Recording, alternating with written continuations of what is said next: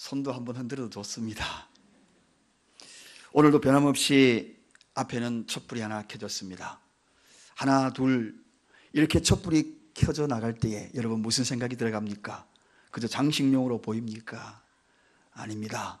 무엇인가 주님을 기다리면서 내가 조금이라도 뭔가 변화되어야지, 저 촛불처럼 나도 무엇인가 세상을 밝힐 수 있는 빛이 되어야 할 텐데, 촛불을 밝히고 주님을 기다리는 그러한 간절하고 예절한 마음들이 오늘도 이 촛불을 밝히면서 여러분과 제가 주님을 기다리는 그 마음이 아닌가.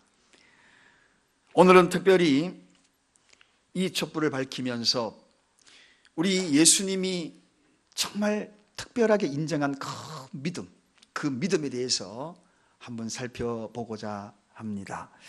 저는 목회를 하면서 많은 것을 느끼고 깨달을 때가 있어요. 어떤 경우는 믿음이 정말 기대하고 했던 분이 어떤 큰 일을 경험하고 너무나 나약해지는 것을 바라볼 때가 있는 반면에, 전혀 믿음에 대한 기대가 할 수 없었던, 그리고 기대하지 않았던 분이 놀랍게도 건강한 믿음인 것을 발견할 때가 있습니다. 오늘 성경에도 그러한 내용이 나옵니다. 우리가 잘 알고 있는 대로 예수님의 제자들 같으면 얼마나 믿음이 축출하겠습니까? 타에 모범된 믿음이 아니겠습니까? 그런데 성경을 읽어다 보면 예수님이 제자들을 향하여 믿음이 없는 자들아, 그렇게 이야기하는 대목이 나와요. 그리고 영적인 배경이나 그리고 환경적인 신앙생활을 잘할 수 있는 그러한 환경이 아닌 데 있는 이방인들을 향하여서 믿음이 큰 자요, 이렇게 이야기하는 내용들을 성경에서 읽게 됩니다. 백부장의 이야기도 그렇고, 오늘 본문에 소개된 이 여인, 딸이 귀신이 들려서 고통 중에 있는 이 여인을 향하여서 동일한 내용이 마태복음 15장에 나오는데, 그 여인을 향하여서 믿음이 크도다, 여자여 내 믿음이 크도다. 이방 여인이에요. 이런 이야기는 제자들이 들어야 될 이야기가 아닙니까? 그러면서 영 반대 현상을 우리가 보게 되더라는 것입니다. 도대체 이 여인이 어떻게 그런 큰 믿음으로 주님께 인정을 받았을까? 먼저 이 여인에 대한 배경을 한번 살펴보겠습니다. 우리가 말씀을 읽었으면서 거기에 이미 내용을 다 파악을 했을 것입니다. 어린 딸이 귀신 들렸다는 것입니다. 여러분, 귀신 들린 여자, 그 어린 딸의 모습을 바라보는 어미의 심정이 어떻겠습니까? 정말 말로 표현할 수 없지요. 어디 지푸라기로 좀 잡아서 이 사랑하는 자녀가 좀 고침을 받았으면 좋겠는데, 그러한 마음을 가지지 않겠습니까? 얼마나 예절하겠습니까? 저는 귀신 들린 사람들을 종종 많이 접하게 되어 또 그들을 만나봅니다. 어릴 때 만났던 그 한 형은 맨바닥을 이 엄동설 안에 맨발로 뛰어다닙니다. 미친 짓을 하는 거죠. 그리고 가다가 옷을 다 벗어버리고 자기를 막 때려요. 자기 몸으로, 자기 생각으로 자기를 제어할 수 없는 그러한 모습으로 이리저리 뛰어다닙니다. 자, 이러한 상황에 있는 이 여인이 예수님이 귀신을 쫓아낼 수 있는 능력이 있는 소문을 듣고 오늘 예수님께 나왔다는 것입니다. 이러한 배경을 가진 이 여인, 사람들은 여러 가지 이유로 예수님께 나오는 경우가 참 많습니다. 어떻게 여러분들을 믿게 되었습니까? 어떤 연유로 오늘 이 자리에 앉게 되었나요? 두 가지 유형이 있습니다. 첫째는 바울형이 있어요. 바울은 산전수전을 다 겪습니다. 위기도 겪고 고난도 겪고 주님의 강권적인 역사도 경험을 하고 돌아오라 하다가 버티다가 정말 육체가 상하고 마음이 상하고 환경이 부러지고 비로소 하나님께로 돌아오는 형, 바울형이지요. 고난, 고통, 그 모든 것들을 경험하고 어쩔 수 없이 두 손 들고 돌아오는 형, 바울형입니다. 또 어떤 경우에는 너무나 쉽게도 주님을 믿는 분들이 계셔요. 친구가 그저 교회 한번 가보자, 그렇게 해가지고 교회로 와서 주님을 영접하고 신앙생활하는 분들도 계십니다. 베드로형입니다. 베드로가 어느 날 그물을 깁다가 주님이 나를 따르라, 그렇게 따라 나섰던 자거든요. 이러한 유형, 이 두 유형이 여러분도 아마 해당이 될 터인데 어떤 유형입니까? 뭐 여러 가지 유형이 있겠습니다만, 그러나 오늘 여기에 이 여인은 아마도 바울형 같아요. 이런 고난을 만났다는 것입니다. 그래서 주님 전에 나와서 그 발 아래에 엎드려서 내 딸을 구원해달라고, 치유해달라고, 그래서 예수님을 찾아온 거예요. 저는 오늘 이 대목을 보면서 또 하나 생각을 하게 됩니다. 참 모성애가 대단하다. 이 시대의 어머니들의 그 모성애가 대단하구나.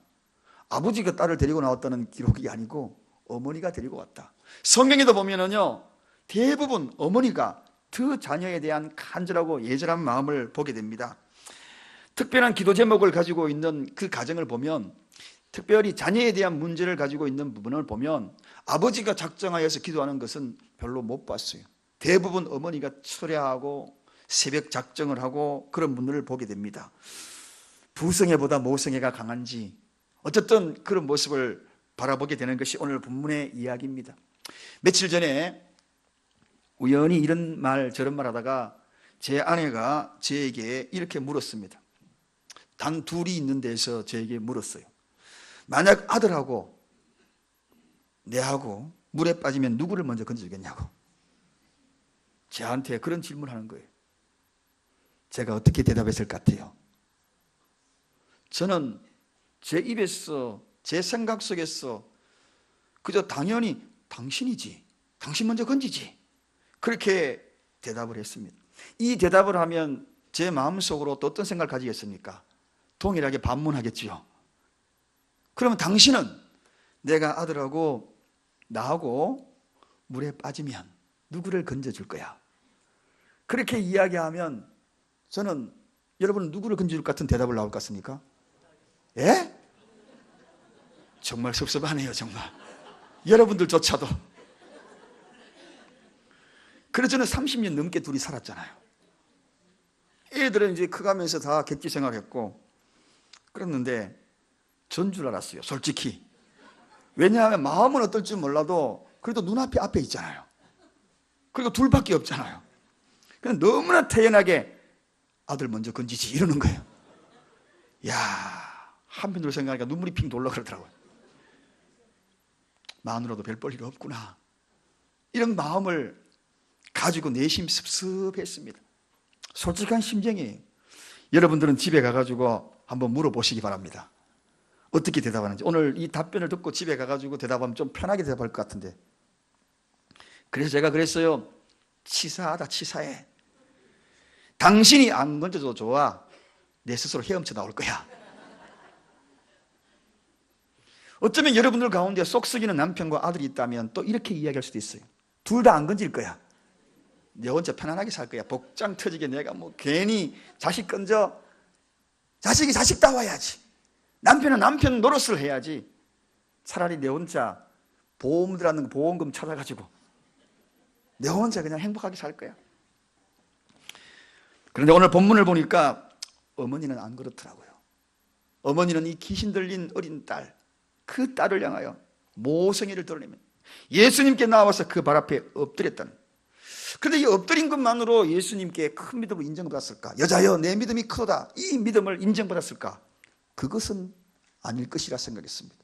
특별하게 이 여인이 주님으로부터 인정받을 수 있었던 큰 믿음의 배경이 있었다. 그 배경을 오늘 이 말씀을 통하여 한번 찾아보고자 합니다. 첫째는 자존심을 내려놓고 부스러기 은혜를 구하는 여인이었다. 여러분, 자존심, 이 자존심이 문제입니다. 우리가 은혜 받지 못하는 이유는 이 자존심이 문제예요. 자존심이 무엇입니까? 사전에 찾아보니까 남에게 굽히지 않고 자신의 가치나 품위를 끝까지 지키려고 하는 마음, 이게 자존심. 남에게 난 절대로 못 굽혀. 하늘이 두 쪽 나도 나는 머리를 숙이지 않을 거야. 내 자신을 지키고 내 품위를 지키기 위하여 끝까지 사수할 거야. 한마디로 똥꼬집이죠, 똥꼬집. 오늘날 이 자존심이 문제입니다. 이 자존심이 얼마나 은혜 받는데 장애물이 되는지, 믿음 생활하는데 믿음이 성숙하지 못하고 늘 어린아이 신앙으로 머물러 있는 이것이 문제인데 그 문제의 원흉이 무엇인가? 이 자존심이라는 것입니다. 그런데 오늘 보십시오. 이 여인이 얼마나 자존심 상하는 말을 듣습니까? 자존심을 완전히 힘에 파는 이야기, 모욕적인 그러한 자존심 상하는 이야기를 들어요. 27절 다 같이 한번 읽어보겠습니다. 여러분 같으면 어떻게 반응할지. 본문 27절 다 같이 읽겠습니다. 예수께서 이르시되 자녀로 먼저 먹게 할지니 자녀의 떡을 취하여 개들에게 던짐이 마땅치 아니하리라. 자녀 주면 줬지 너에게는 줄 수 없다. 한마디로 사람으로 취급하지 아니하고 개처럼 취급. 여러분 이 이야기를 들으면요 어떻게 되겠어요? 얼굴이 불그러게 가지고 네 죽고 내 죽자 달려들 만한 그러한 자존심이 상하는 이야기 아닙니까? 그런데 오늘 이 여인이 그렇게 자존심을 건드리는 그 말에 어떻게 반응하는지 28절 한번 보겠습니다. 다 같이 28절 읽겠습니다. 여자가 대답하여 가로되 주여 올소이도마는 상아래 개들도 아이들이 먹던 부스러기를 먹나이다. 개들도 아이들이 먹는 부스러기를 먹나이다. 지금 내가 하나님의 은혜를 누리는 데에는 그 어떤 자존심을 상하는 그런 이야기를 들어도 아이들이 먹던 땅바닥에 떨어지는 그런 부스러기 조각조차도 나에게 귀한 것이니 그것만이라도 나에게 허락해 줄 수 있습니까? 사랑하는 여러분, 종종 우리 교회는 없습니다. 저기 이번엔 제주도로 가볼까요? 제주도에 이 방송이 나가면 또 제주도에서 저에게 항의 올 줄 모르겠어요. 그래서 무명으로 합니다. 어떤 이들은요 교회 열심히 다니다가 자존심 상하는 한 마디 듣고요 교회 안 나와버린 사람이 있어. 어떤 이들은 작정 기도하다가 40일 특별 작정 기도하고 하나님 이것만 하다가 누군가가 자존심 상하는 그런 성도의 이야기 한마디 듣고요 작정 기도 포기해버려. 자존심 이 자존심을 내려놓지 아니하면 하나님의 은혜를 누리지 못한다는 것입니다. 하나님의 예비되고 준비된 그 은혜를 누리지 못한다는 것입니다. 유난히 자존심이 강하여서 그 자존심이 본인뿐만 아니라 다른 사람에게도요 아픔을 주고 불행을 가져다 주는 때가 너무나 많아요. 여러분 자존심이 왜 생깁니까? 자존심의 특징이 있어요. 그것은 바로 잣대가 그 기준이 남을 먼저 기준 삼습니다. 남이 나를 어떻게 생각할까? 늘 여기 생각에 사로잡혀 있습니다. 다른 사람이 나를 어떻게 바라보고 있을까? 여러분 이렇게 생각하는 그 마음이 바로 자존심이 강한 자들의 특징입니다. 나를 바꾸면 될 것을 남이 나를 어떻게 바라볼까? 다른 사람 별 관심이 없어요. 다른 사람은 특별하게 생각을 하지도 않고 있어요. 스스로 나를 어떻게 생각하고 있을까? 나를 어떻게 생각하고 있을까? 그래서 이 자존심이 강한 사람의 특징은 항상 다른 사람의 시선을 의식합니다. 그러다 보니까 갈등을 초래합니다. 자신도 고달프고 주변에 있는 사람도 고달프고 은혜의 물결 속에 푹 잠기지를 못하고 늘 변방에서 스승이는 그러한 존재밖에 될 수 없는 것. 그리고 자기 자신을 늘 숨겨요. 왜 그렇게 비밀이 많은지. 가정의 비밀, 개인적인 비밀, 비밀이 많으면 많을수록 자존심이 강한 사람이 너무나 많습니다. 여러분 어떻습니까? 내 모든 것이 알려지면 그것이 자존심이 상하여서 신앙생활에 장애가 됩니까? 그것이 무엇인가요? 그런 생각을 가지면 주님 앞에 절대로 큰 믿음을 인정받을 수 없어요. 오늘 이 여인은 내 딸이 귀신 들렸습니다. 그리고 수치스러운 모욕감을 그렇게 자존심 상하는 이야기를 듣다 할지라도 그 발 앞에 엎드렸어. 그래도 좋습니다. 이러한 모습들을 엎드리지 않습니까? 여러분 자존심과 비슷한 단어가 있습니다. 그게 자존감이라는 단어입니다. 자존심과 자존감 비슷할 것 같지만 하늘과 땅 차이입니다. 우리는 건강한 자존감을 가져야 합니다. 자존심은 내려놓고 자존감을 가져야 합니다. 자존감이 무엇입니까? 한마디로 내 장점도 알고 있는 동시에 내 약점도 알고 있는 것입니다. 그래서 약점을 감추거나 숨기려 하지 않습니다. 가장하지 않습니다. 나는 이런 사람입니다. 당당히 밝힙니다. 나는 이렇게 살고 있습니다. 그런 일로 인해서 자존심 상하는 이야기 들어도 결코 그걸로 인하여서 마음 상하지 않습니다. 이런 자가 자존감이 강한 사람입니다. 다른 사람 입장에서 바라보는 것, 그것으로 인하여서 그 시선을 의식하지 않습니다. 그것으로 자기를 감추려 하지도 않습니다. 여러분, 이 자존심은요, 자기를 불행하게 만들지만 자존감은 스스로를 행복하게 만듭니다. 어디를 선택하시겠어요? 오늘 이 여인은 자존심을 내놓고 자존감을 회복한 것입니다. 주님이 이걸 기다렸던 겁니다. 사실 이 여인이 굉장히 과거에는 자존심이 강한 여자인 것 같아서 주님이 그걸 알았던 것 같습니다. 그래서 그 자존심을 깨트리기 위하여서 매몰찬 이런 대답을 그 여인에게 한 것이 아닌가, 그런 추측을 해봅니다. 알고 보면 우리를 가장 힘들게 했던 것이 무엇인가? 여러분을 힘들게 했던 것이 무엇인가? 그것은 다른 것이 아니라 환경이 아니었어요. 상황이 아니었어요. 힘들게 만든 것은 자존심이 힘들게 만들었던 것입니다. 이 자존심을 내놓고 자존감을 회복하면 우리의 인생이 그렇게 행복할 수 없는 것입니다. 내 자신을 인정하는 겁니다. 내 자신을 인정하는 자존감을 회복하기를 주님의 이름으로 축원드립니다. 그렇게 되면 하나님의 은혜가 물밀듯이 밀려오는 것입니다. 주님이 거절하기 위해 거절의 것이 아니라 자존심에 대한 것을 이 여인에게 내려놓기 위하여서 오늘 이 말씀을 하신 것 같다 하는 그런 생각이 들어가요.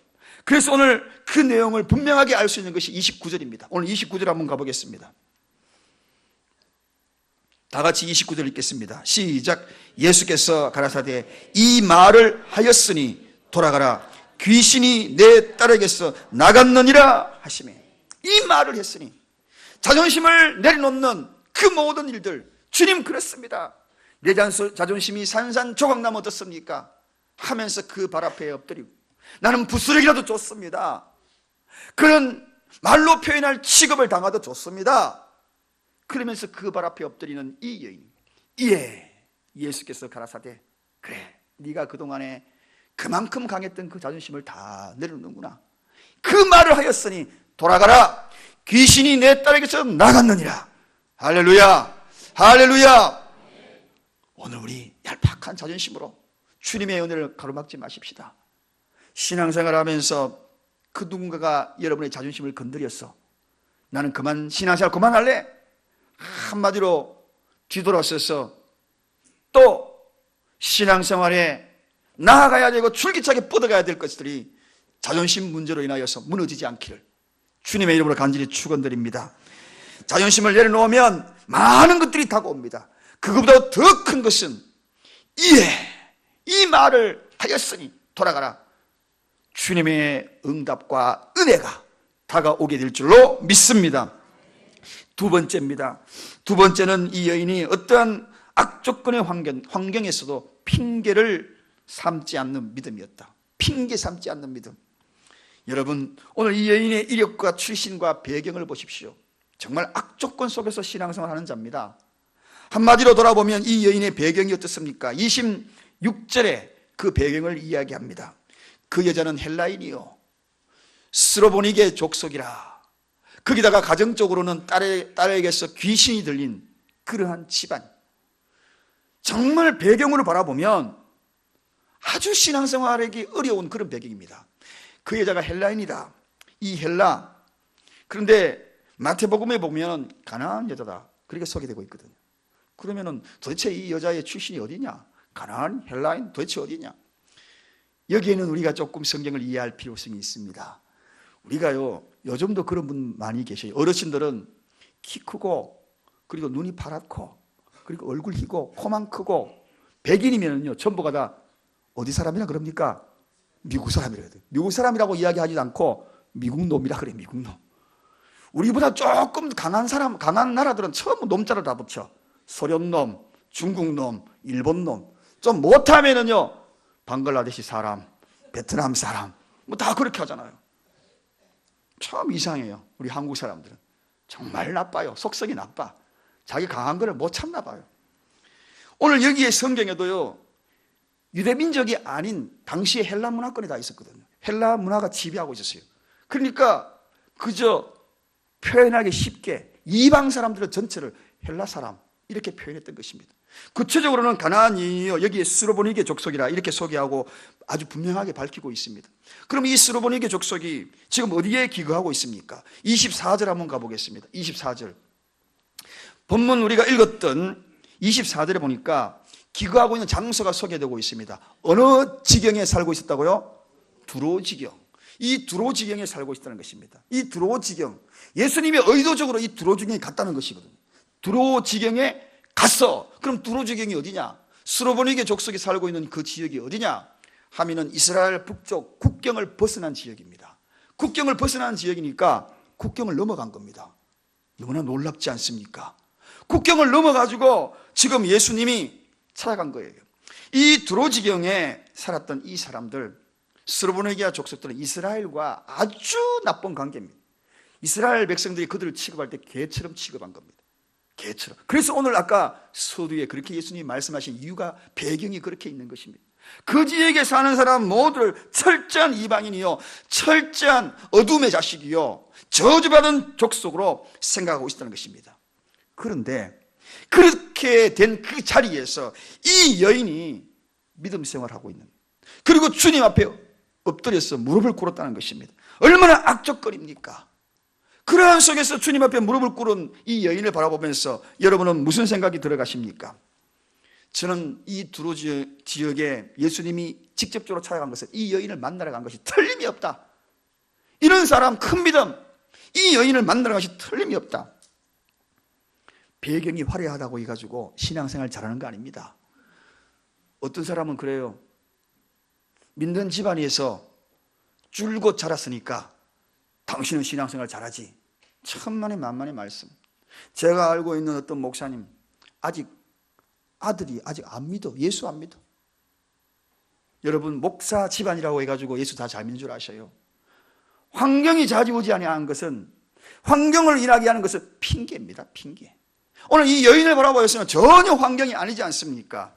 그럼에도 불구하고 큰 믿음으로 인정받잖아요. 어떤 사람은 사실을 알고 보면 유대 백성 중에서 큰 믿음이 있는 사람이 나와야 하잖아요. 제사장 집안에서, 뼈대 있는 집안에서 큰 믿음이 있는 사람이 나와야 하잖아요. 그런데 이 여인은 이방 족속이에요. 그리고 유대 사람들이 그토록 싫어하던 그런 저주받은 땅에 살았던 사람입니다. 그런데 큰 믿음이 나왔다는 것입니다. 저는 우리 교회도 이렇게 바라보면요, 신앙적인 배경이 없어요. 집안으로 바라보면 늘 핍박받고, 남편으로부터 핍박받고, 자식 눈치 보면서 교회 와야 되고, 그럼에도 그 신앙 절개 지키기 위해서, 춘향이처럼 그 절개 지키기 위해서 꾸준하게 눈물 흘리면서 엎드리고 울고불고 하는 그런 분들이 종종 있어요. 여러분들이야말로 큰 믿음입니다. 큰 믿음이에요. 그 믿음 끝까지 지켜가시기를 주님의 이름으로 축원드립니다. 저 같은 사람이야 우리 어머니 믿고 아버지 믿고 거기에서 신앙생활 해왔으니까 그저 자연스럽게 믿음 생활했던 것 뿐이죠. 그런데 그런 환경과 배경이 아님에도 불구하고 믿음 생활 잘하는 분 보면 정말 존경스럽습니다. 박수 쳐드리고 싶어요. 이런 차원에서 보면 믿음은 유전이 아니다. 믿음은 유전이 아니에요. 아브라함도 바라봐도 그렇지 않습니까? 아브라함도 아버지가 우상 깎는 자였어요. 그걸 내다 파는 자였어요. 그런데 믿음의 조상이 나왔다는 것입니다. 지금도 어느 교회 그러면 아는 교회, 그 목사님 큰 교회, 대형 교회입니다. 그런데 어머님이 아직도 안 믿어. 지금도 눈물 뿌렸거든. 눈물. 안 믿는 집안에서도 훌륭한 목회자가 나오는 것을 바라봅니다. 그래서 여러분, 이런 핑계가 문제였습니다. 핑계가 문제였어요. 배경이 문제가 아니에요. 핑계가 문제였어요. 이 여인을 바라보면서 우리는 확연히 느낍니다. 그래서 저는 이러한 정의를 내립니다. 인생이 불리한 환경이 반드시 신앙생활에 불리한 조건이 아니다. 동의하십니까? 인생이 불리하다고 해가지고, 신앙생활의 환경이 불리하다고 해가지고 그것이 내 신앙생활에 불리한 조건이라고 이야기하는 것은 잘못됐다는 것입니다. 여러분 가정에서도 다 안 믿었는데 여러분 혼자 믿어가지고 자 이렇게 해서 가정을 일궈세운 분들 계셔요. 환경이 힘들어도 그 믿음을 지켜나가는 그야말로 그가 바로 큰 믿음이다. 할렐루야. 그 주인공이 여러분이 되시기를 주님의 이름으로 축원드립니다. 칭찬하고 싶어요. 정말 칭찬하고 싶어요. 어떠한 가정적인 배경이나 악조건이라도 핑계 삼지 아니하고 나 홀로라도 굳게 서야지, 나 홀로라도 내 신앙을 지켜나가야지. 남편도 자식도 내 마음 알아주지 않지만 나 홀로라도, 아마도 스로보니게 이 여인도 마찬가지였을 거예요. 남편도 등장하지 않잖아요. 내 믿음 내가 끝까지 지켜야지. 오늘 이러한 악조건에 그럼에도 불구하고 주님 앞에 엎드리는 그러한 여러분이 되시기를 주님의 이름으로 간절히 축원드립니다. 이것이 바로 주님 앞에 눈에 띈 거예요. 세 번째입니다. 세 번째는 27절에 그 해답이 있습니다. 끝까지 말씀을 붙들고 구속의 은혜를 기다렸던 여인이 바로 이 스로보니게 여인이었습니다. 우리 다 같이 27절 읽어보겠습니다. 다 같이 읽습니다. 예수께서 이르시되 자녀로 먼저 배불리 먹게 할지니, 여기까지 하겠습니다. 예수께서 이르시되 자녀로 먼저 배불리 먹게 할지니, 여기서 자녀라는 것은 이스라엘 백성들을 의미합니다.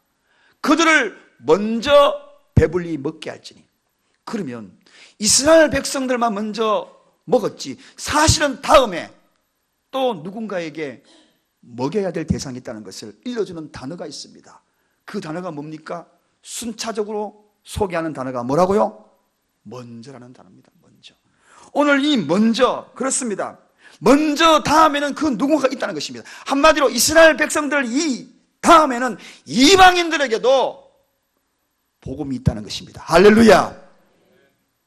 여러분, 저는 이 여인이요, 이 말씀을 꽉 붙든 거예요. 동일하게 오늘도 이 말씀이 선포되지만 여러분에게 들려지는 하나님의 메시지가 여러분의 중심에 들려지는 그 누군가에게 오늘 이 말씀도 들려지기를 원합니다. 스치고 지나갈 수 있지만 이 여인은 붙잡은 거예요. 무엇을? 아하! 먼저는 이방인이, 먼저는 이스라엘 족속이지만 그 다음에는 내 차례가 있겠구나. 내 차례가 있겠구나. 그래서 이 여인이 뭐라고 얘기합니까? 그 다음 28절 다시 한번 읽어보겠습니다. 여자가 대답하여 가로되 주여 올소이다마는 하고 일렀습니다. 맞습니다. 맞습니다. 먼저 이스라엘임을 인정합니다. 주님, 그 다음에는 쌍바닥에 떨어지는 것 부스게도 내 차례가 아닙니까? 나에게도 복음이, 이방인 나에게도 그 다음 차례는 나에게도 돌아오는 것 아닙니까? 여러분, 은혜 받을 사람은요 분명히 압니다. 동일한 메시지가 전해져도 은혜 받을 사람은 그 속에 복음을 발견합니다. 내가 살아나는 말씀을 붙잡기 시작합니다. 오늘도 이 시간에 이 말씀이 선포될 때에 여러분을 살리는 말씀, 그 어떤 말씀이 재발견되어지기를 주님의 이름으로 축원드립니다. 이 여인은 이 먼저라는 단어를, 그녀를 살리는 단어가 된 거예요. 그리고 난 다음에 뭐라고 고백합니까? 그 먼저 다음에 나에게도, 이방인에게도 복음이 있다는 사실을 깨닫고 그 속에 영적이고 그리고 주님이 그토록 듣고 싶었던 신앙 고백을 합니다. 그 단어가 바로 주여, 주여. 여러분, 그동안에 매몰찬 거절처럼 예수님의 음성이 들렸지만 예수님은 변함없이 이 여인을 사랑하고 있다는 것입니다. 예수님의 대답 속에는 구원의 메시지가 있다는 것입니다. 하나님의 음성이 그 속에 있다는 것입니다. 자존심 상하는 그들 같은 음성 속에 복음이 있다는 것입니다. 그것을 이 여인이 깨달았다는 것입니다. 주여, 이 주님이라는 이 단어는 그저 병 고치는 예수님으로만 고백하는 단어가 아닙니다. 이 주님이라고 고백한 이 단어는 그 속에 메시아의 고백이었다는 것입니다. 할렐루야. 구원의 주님으로 고백하고 있다는 것입니다. 내 딸의 병 고침이 우선이 아니라 그 속에는 이방인들에게도 구원을 가져다주는 주님의 사랑의 메시지가 이 속에 들어있다는 것입니다. 당신은 나의 메시아입니다. 당신은 나의 구원자입니다. 주여, 나는 당신의 메시아여 구원자에게 나는 부스러기 은혜라도 줬습니다. 처음이 아니라 두 번째라도 좋습니다. 나를 구원하여 주신다는 그 메시지는 나를 생명으로 인도하는 그 메시지인 거로 믿습니다. 그 고백이 주여. 사랑하는 여러분, 오늘 이 여인은 구했던 것은 부스러기였어요. 그런데 주님이 주신 것은 생명의 떡, 온전한 떡이었습니다. 영원한 생명, 온전한 떡을 이 여인에게 준 것입니다. 구속의 순서를 깨닫고 역사를 깨닫고 그 은혜를 깨닫고 그 은혜를 기다리는 이 여인, 부스러기 은혜를 구했습니까? 그것으로 끝났습니까? 아닙니다. 하나님의 자녀가 되는 권세까지 누리게 된 것입니다. 할렐루야. 네 믿음이 크도다. 사랑하는 여러분, 오늘도 저는 이 말씀을 전하면서 여러분에게 들려줘야 될 그러한 음성, 메시지 속에 하나님의 음성을 듣기를 원합니다. 때는 말씀 속에, 그 속에 여러분의 심령을 찌르는 말씀이 있고, 여러분의 마음을 자극하는 말씀이 있고, 그 속에 은혜롭게 다가오는 복음의 메시지가 되기를 원합니다. 그 복음의 메시지들이 오늘 큰 믿음으로 인정받는 이 여인, 그토록 바라던 딸의 귀신 들린 어린 자녀가 치유받는 것 끝나지 않았습니다. 메시아인 예수를 만난 것입니다. 메시아인 예수. 그래서 이 여인이 큰 믿음이 된 것입니다. 오늘도 말씀 듣다가 그 누군가가 메시아인 예수를 만나는 은혜가 있기를 원합니다. 소망을 가지고 소원적인 기도를 가지고 왔다가 예수를 만나기를 원합니다. 그래야 큰 믿음으로 인정받습니다. 누가 큰 믿음으로 인정받나요? 자존심을 내놓자. 그리고 자존감을 회복하자. 어떤 악조건의 환경 속에서도 핑계 삼지 말자. 핑계는 결코 믿음으로 나아가는 도움이 되지 않습니다. 끝까지 말씀 붙들고 그 속의 은혜를 기다리자. 오늘도 이 말씀을 가지고 주님 오신 대강절, 대림절을 기다리는 저와 여러분 되시기를 간절히 축원드립니다. 기도하겠습니다. 하나님 아버지 감사합니다.